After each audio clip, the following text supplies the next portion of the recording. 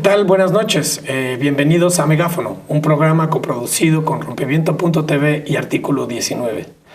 Hoy tenemos un programa sumamente interesante y unos invitados especiales. Vamos a hablar sobre el ataque y la criminalización a defensores de derechos humanos y periodistas que están siendo atacados por el Estado o detenidos arbitrariamente para inhibir su labor. Para ello contamos con la presencia de unos invitados excepcionales. Tenemos a Jessica Sánchez de Consorcio para el Diálogo Parlamentario y también a Mario Patrón, el director del Centro Agustín Pro. Buenas noches, ¿qué tal? ¿Cómo están? ¿Cómo estás, Hola, Jessica? ¿qué tal? Buenas noches. ¿Cómo estás, Mario? Gracias por la invitación. No, gracias a ustedes por venir y también por manejar este tema sobre las detenciones y la criminalización que se está viviendo cotidianamente como contexto. Tan solo ayer, el día de ayer, presentaron, ¿no?, una defensa de 5 casos que tienen una resolución del grupo de trabajo, como tengo entendido.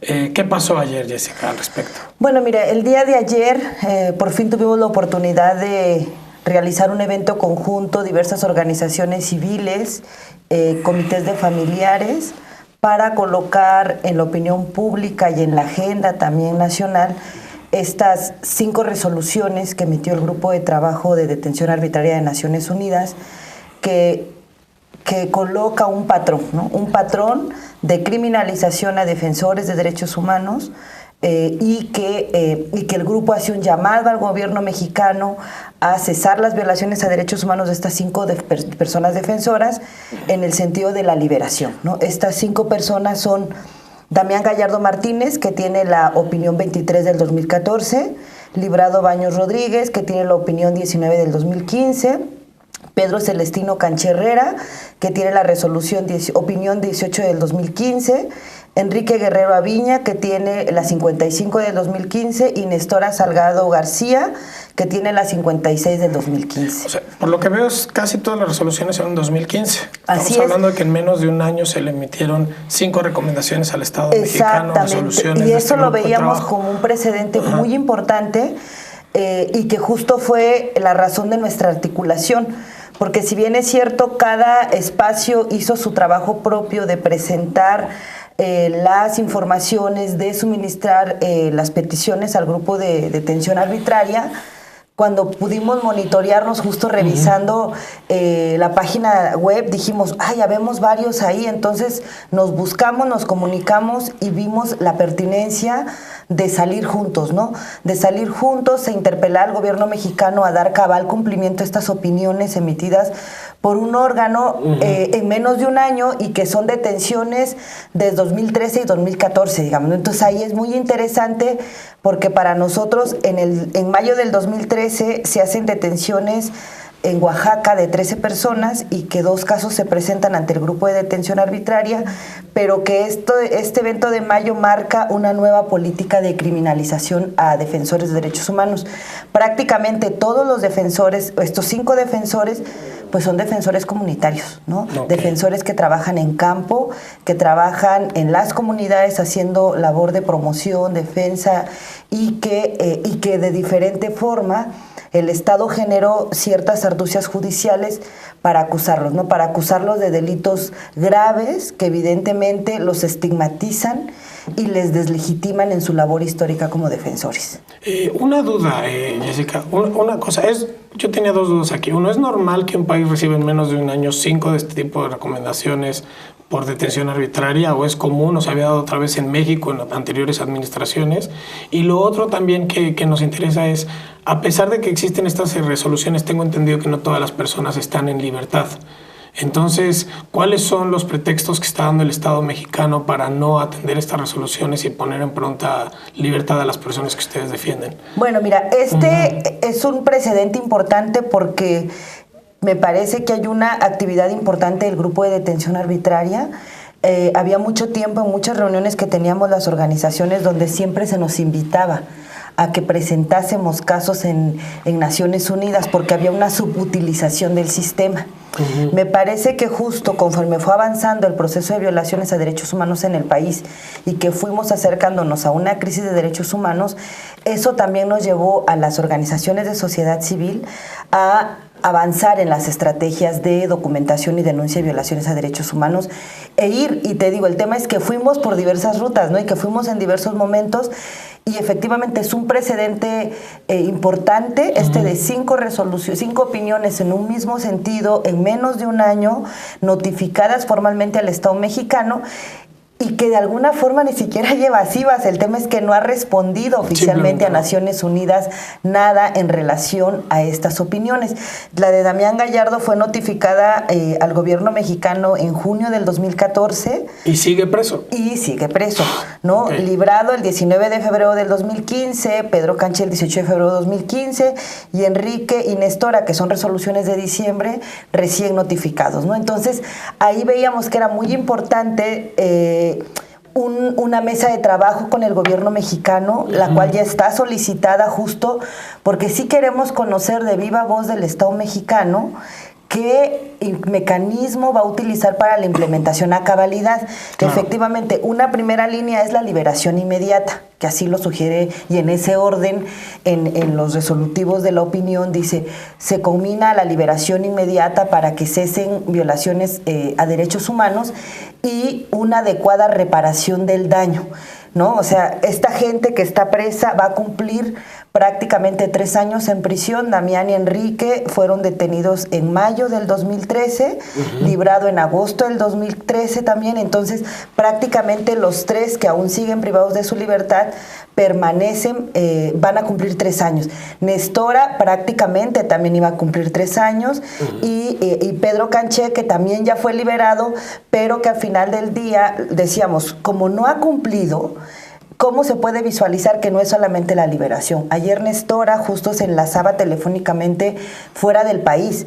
Tiene temor por su seguridad, tiene temor que la vuelvan a encarcelar, hay impugnaciones a los autos de libertad, ¿no? Entonces esto para ella está generando cierta inestabilidad. En el caso de Pedro Celestino, bueno, ya tú ahondarás un poco más, pero justo se hablaba de toda esta simulación en el tema de la supuesta reparación como mecanismo de no repetición, la disculpa pública, que no cumplen estándares, ¿no? Y no cumplen estándares porque decíamos CNDH ni organismos públicos defensores de derechos humanos estatales asumen o se apropian de estas opiniones de Naciones Unidas. En todos los casos, en estos 5 casos, decíamos, todos tienen quejas en CNDH. Claro. CNDH no ha anexado a sus expedientes las opiniones, cuando tendría que hacer las suyas y mirar el mecanismo de implementación. En los otros 4 casos no hay recomendaciones que califiquen la detención arbitraria. Entonces decíamos, nos parece muy grave que sea la comunidad internacional la que esté respondiendo propiamente a decir, gobierno mexicano, hay violaciones a derechos humanos, y ponen entredicho de alguna forma el mandato de CNDH, porque CNDH tiene 3 años con los casos, está en el mismo país y no hay resoluciones, y no hay recomendaciones, ¿no? Entonces ahí hay todo un tema también de qué está haciendo CNDH como organismo público defensor de derechos humanos y que no ha dicho nada al respecto, ¿no? Fíjate que, bueno, lo que dices ahí, bueno, coincido a nosotros que nos ha tocado acompañar el caso de Pedro Celestino, a pesar de que existe la recomendación 13 de 2015, ha habido una grave problemática porque han hecho las autoridades más bien una ficción del cumplimiento para demostrar que están preocupados por los derechos humanos, y así lo sacan en sus boletines, ¿no? Dicen, preocupados por los derechos humanos y atendiendo a la recomendación, hacemos este acto, que no le notifican, que no cumple con los estándares, le dicen 4 horas antes, lo hacen en un laboratorio escondido en Carrillo Puerto sin notificar a nadie de prensa, nos invitan a nosotros desde el Distrito Federal con 4 horas de anticipación y aparte todavía luego nos empiezan a exhibir en Twitter.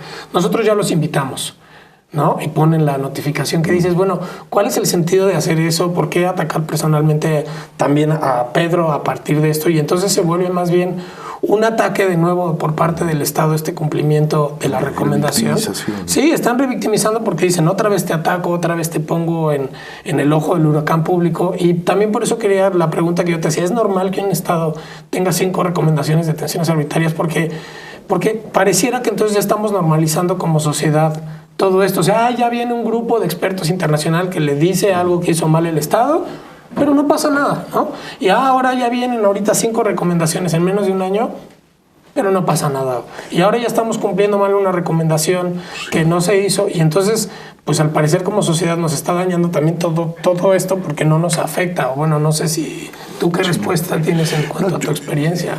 Yo creo que no es normal pronunciamientos tan reiterados de distintos órganos del sistema universal como del sistema interamericano, pero es menos normal la respuesta que ha tenido el gobierno federal ante estos pronunciamientos. En el caso del sistema interamericano, hoy por hoy México es el país que más peticiones individuales recibe en todo el continente.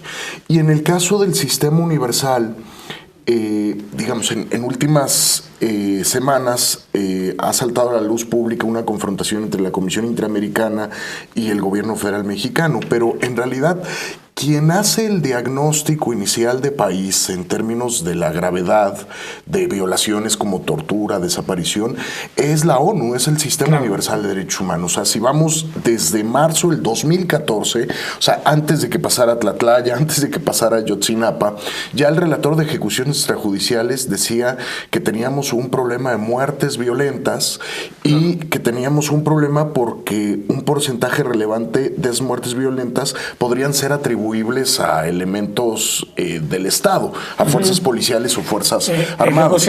Exactamente. Y luego viene ya el relator de la ONU y dice la tortura se aplica de manera generalizada, de la detención a la puesta a disposición. Luego viene el Comité de Desaparición Forzada de la ONU que dice la desaparición se aplica de manera generalizada en 26 de los 32 estados de la República. Luego viene el Alto Comisionado de Derechos Humanos de las Naciones Unidas y dice en México hay una tasa de impunidad del 98%. Entonces, digamos, tenemos un alineamiento de los dos sistemas, tanto el universal como el interamericano, en términos de decantar la grave crisis que está viviendo México. Ahora, las organizaciones de Oaxaca, con la información que nos da Jessica, para mí es muy relevante que el grupo de trabajo sobre detenciones arbitrarias emita 5 resoluciones con casos que representan cierto patrón.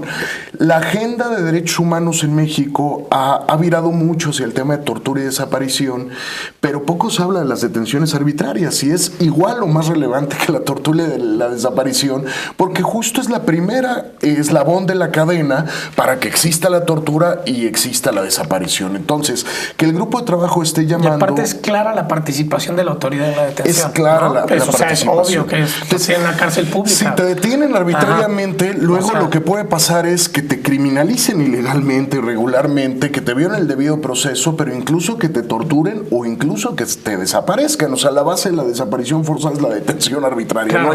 No hay causa de detención. Entonces, es muy importante que se esté haciendo énfasis en 5 casos de personas que hoy están privadas de su libertad, por lo menos 3 de ellas, de manera irregular, ¿no? Y más cuando el debate, digamos, en la agenda nacional, no está ligado tanto a la información técnica, sino a la desinformación. Hoy se dice maldito debido proceso, ¿verdad? Porque se libera a personas que son víctimas de tortura. El énfasis lo tenemos que poner en quien comete la detención arbitraria, en quien comete la tortura, en quien comete la desaparición y no en quienes los defienden. Ya decía el alto comisionado, no hay que matar al mensajero, sino hay que atender el mensaje. Sí, ¿por qué no nos vamos ahorita a un corte y regresamos justo con esta respuesta del Estado y qué ha hecho con este mensaje que se está mandando?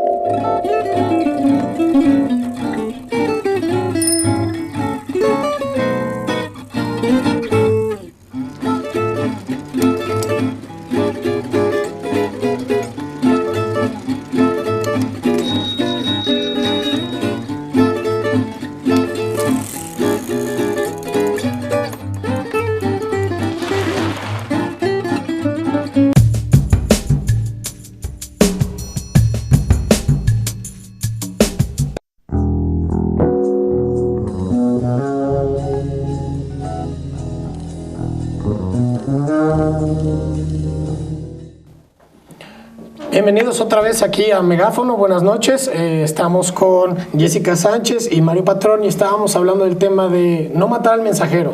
Estábamos con un tema de que el gobierno mexicano o las autoridades estatales lo que han hecho es atacar a quien ha emitido un mensaje de decir se están violentando derechos humanos y bueno, eso es lo que se ha hecho. También lo han hecho con el grupo interdisciplinario de expertos.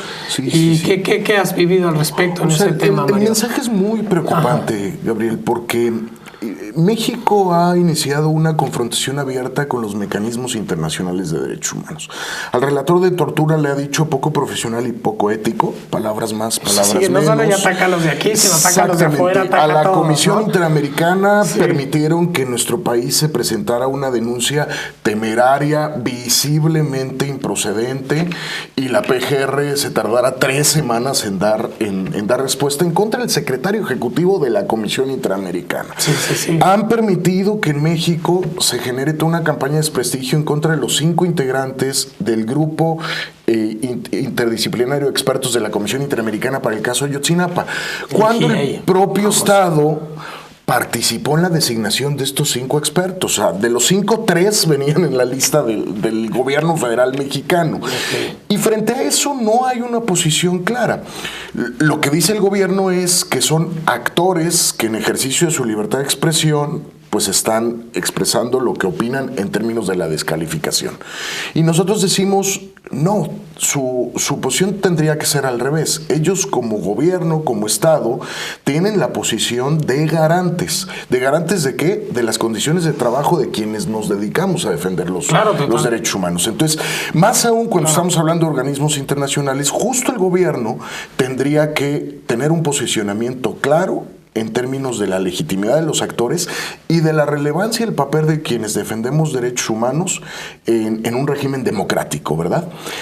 O sea, ¿consideras que todas estas acciones que hace el gobierno, tanto lo del grupo, las respuestas, dañan el derecho a defender de las personas, están dañando totalmente a los defensores? Si el gobierno se opone al diagnóstico y a la agenda que van marcando los organismos y mecanismos internacionales de derechos humanos, ¿qué nos podemos esperar a quienes nos dedicamos a nivel nacional, estatal, regional, comunitario, a la defensa de los derechos humanos? O sea, el mensaje es devastador en términos de condiciones de defensa y promoción de derechos humanos, no solo por la acción o omisión del gobierno federal, sino porque da cheque en blanco, carta de permisividad a otros actores no estatales para que emprendan campañas de ataques y descalificación contra defensores y defensoras de derechos humanos. Y bueno, y en efecto, lo que comentas, se está viendo que atacan por los eslabones más débiles, porque, por ejemplo, a las instancias internacionales los descalifican, ¿no?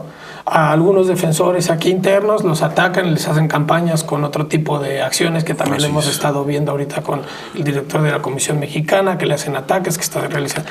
Pero también tenemos estos 5 defensores de los que estábamos hablando ahorita que están detenidos, pero como ellos son de municipios, ¿no? Las características de las que hablabas, a ellos van, los detienen, los torturan. Entonces, lo que está habiendo es una permisibilidad por parte del Estado. No sé cómo lo hayan vivido ustedes en Oaxaca ahí me parece que la defensa de sus casos. Cómo la prisión intenta inhibir la labor, porque ya decíamos, van las campañas de deslegitimación, desprestigio, invalidación del caso. Recuerdo mucho el año pasado que presentó el relator de tortura su informe, decía, bueno, habría que evaluar la seriedad de la información que ustedes reciben. Los casos que reciben son casos aislados. Claro. Y veíamos venir este procesito de ataques como mucho más incisivos por parte del Estado. Y efectivamente, en el tema de los 5 compañeros, son 4 indígenas. Y es bien interesante porque Néstor es tlapaneca, Damián es mije, Canché es maya, Librado es un compañero afrodescendiente. Y entonces veíamos que tienen características de defensores que están en la comunidad, que están en el campo, que sus herramientas de defensa son menores, claro, ¿no? Porque pues no tienen tanto bagaje institucional, entonces tiene que recurrir la familia a buscar el apoyo, donde están, ¿no? Y la estigmatización de acusación de secuestro, de delincuencia organizada de sabotaje, que son los delitos por lo que se les acusa, inhibiéndoles cualquier acción de solidaridad, porque ¿quién defiende a un secuestrador en este contexto anti-delincuencia organizada, ¿no? Entonces, ahí me parece que es muy interesante, y todas las afectaciones posteriores, porque decíamos, no solamente es estoy privado de mi libertad, el tema de tortura, de maltrato en la prisión, del deterioro de la salud, las afectaciones emocionales de manera y que tienen efectos irreparables, porque sí creo que allí hay una parte muy importante que marcar, y la continuidad de violaciones a derechos humanos, porque no, y ahí es una parte, porque luego en el proceso también les violan el debido proceso. Algo que marcábamos ayer es cuál es el papel de la Suprema Corte de Justicia de la Nación, allegándose al principio pro persona, al principio de inocencia, porque no están enderezando y validando las detenciones arbitrarias, al contrario, están validándolas, diciendo está bien hecho, aunque lo incomuniques, aunque lo tortures, y entonces decimos, ¿cuál es el papel del Poder Judicial frente a la detención arbitraria? Porque los jueces federales no están revirando, y los efectos a las familias, ¿no? Porque decíamos, la mamá, la hija, la esposa se enferman, para entrar a la cárcel pierden la dignidad porque se tienen que desnudar, porque pasan por una serie de maltrato y de menoscabo a la dignidad. Entonces decíamos, cómo el efecto de la detención arbitraria efectivamente no se queda solo en la privación de la libertad. Una duda en este contexto que quería preguntar. Es muy claro que es el Estado quien está atacando y está atacando a defensores, pero para dar un poco una idea final, ¿cuál es el interés? ¿Por qué creen que exista este contexto tan negativo en México? ¿Qué hay detrás para que tengan esta respuesta tan abrupta con el rompimiento? Yo creo que es lo que se incomoda, ¿verdad? Yo creo que es la incomodidad del mensaje. En el caso de defensores regionales, comunitarios, hay una facilidad tremenda por el factor de vulnerabilidad que ya decía Jessica. O sea, quienes lo viven de manera intensa son comunidades indígenas, comunidades migrantes, mujeres, niños, niñas, adolescentes, etcétera. O sea, grupos poblacionales en situación de vulnerabilidad. Y la otra dimensión que tiene que ver más desde ya la esfera de la agenda nacional, incluso los mecanismos internacionales, pues sin duda son los cuestionamientos que interpelan la falta de voluntad política para atender la realidad. O sea, les incomoda. Un gobierno federal que en vez de ponerse a construir con sociedad civil una agenda de transformación y de cambio, se pone a debatir el diagnóstico de realidad con los mecanismos internacionales. No es cierto que la tortura es generalizada, no es cierto que la desaparición es generalizada, están exagerando, no es cierto que hay una tasa de impunidad de 98%. Eso, el mensaje es prefieren maquillar la verdad, exacto, que en términos atenderla, de que se cierran los espacios y entonces vienen este otro tipo de mecanismos indirectos de obstaculización del trabajo. Y eso está pasando con el grupo de expertos del caso Ayotzinapa. O sea, no se van porque quieren, sino porque los está corriendo el gobierno federal mexicano. ¿Qué es lo que incomodó? Que dijeran que la teoría oficial que habían catalogado como una verdad histórica no era verdad histórica y no se sostenía científicamente. Eso fue generando una distancia. ¿Qué incomodó? Que el grupo de expertos pusiera en el centro de la discusión a las víctimas y dijera, se les pretende criminalizar al vincularlos con un grupo del crimen organizado sin que haya pruebas. Eso es lo que... ¿O qué es lo que incomoda? Que diga el grupo de expertos, Ayotzinapa se va en un contexto de macrocriminalidad. El poder político trabajando para el crimen organizado. Luego entonces tienen que investigar no solo a las policías municipales, sino también a las estatales y también a las fuerzas federales. Claro. Sea la Policía Federal, el Ejército. Entonces, eso va construyendo una distancia porque es un gobierno que se siente interpelado y por eso aplica la fórmula de mejor que se vayan a que nos sigan cuestionando. ¿Qué pone eso en riesgo? Pues las condiciones de trabajo para quienes seguimos acompañando los casos, para las propias víctimas directas e indirectas, pone en juego la oportunidad de acceder a la verdad, a la justicia, a la reparación. Pues que sí. Yo agregaría ahí un poquito nada más el asunto de los mensajes de inhibición de la labor de defensa. O sea, yo creo que te encarcelo, te persigo, te difamo, te asesino, y entonces a ver quién quiere hacer eso. Sí, están siendo Entonces, efectivos, ¿no? Al menos creo que mucha gente le da miedo estar en eso. ¿No? Y entonces creo que ahí es muy importante este proceso de articulación. O sea, ayer justo evaluábamos que va a ser muy importante pues esta articulación que tenemos, artículo 19, Consorcio Oaxaca, el Colectivo contra la Tortura, el Fray Francisco Vitoria, la Clínica Internacional de Derechos Humanos de la Universidad de Seattle, el Comité de Familiares de Damián Gallardo, de Enrique Guerrera Viña. Estamos también acompañados por Frontline, la OMCT, Serapaz y diversas organizaciones que creemos tenemos que empujar, porque justo lo que decías, cómo nos apropiamos de estas resoluciones y hacemos que tengan el peso específico que necesitan para que no queden como, 5 opiniones que va a desestimar el Estado. No, son 5 opiniones que justo la acción de la sociedad civil tiene que hacer que algo cambie, ¿no? Que liberen a los compañeros presos y que se repare el daño causado a estas violaciones a derechos humanos, a defensores de derechos humanos. Claro, bueno, creo que no podemos normalizar esto, creo que tenemos que buscar que también la sociedad esté atenta, que no solo queden estas, pues un grupo interdisciplinar que pelea por algunos derechos y ya se perdió y esto va a pasar al olvido, estas 5 resoluciones de la ONU, que no es normal, me imagino a nivel internacional que el país tenga todo esto y queden así. Pues bueno, este fue el programa ahorita de Ataques a Defensores. Nos despedimos de Megáfono. Los vamos a dejar con un video que tenemos del Telecom. Antes me despido de Mario. Muchísimas gracias por venir. Jessica, muchísimas gracias por venir, por esta información tan importante. Y pues nos vamos con este video de Telecom. Gracias. La Suprema Corte de Justicia de la Nación tiene en sus manos decidir si protege o no tu derecho a la privacidad y seguridad como usuario de telecomunicaciones. Existe un amparo presentado por la organización R3D y firmado por Artículo 19 y otras organizaciones en contra de los artículos 189 y 190 de la Ley Telecom. Estos artículos obligan a las empresas de telefonía a retener o conservar tus datos y metadatos, por ejemplo, todos esos registros de tus llamadas entrantes y salientes, las personas con las que te comunicaste, el tiempo por el que te comunicaste, incluso toda la ubicación o las localizaciones en las que has estado por un periodo de 2 años. Esto lo pueden solicitar las autoridades sin un control judicial, sin una autorización judicial, y también la ley no contempla exactamente qué autoridades pueden solicitarlo. R3D ha difundido cifras que por lo menos en 2013 existen cerca de 120,000 solicitudes hechas a las empresas para obtener datos de estos números. La Corte, por estas razones, debe declarar inconstitucionales estos 2 artículos, puesto que se presta a la vigilancia al espionaje de personas, de periodistas, de personas defensoras de derechos humanos, y cualquier persona usuaria de telecomunicaciones se convierte en un delincuente si no existen estos controles judiciales.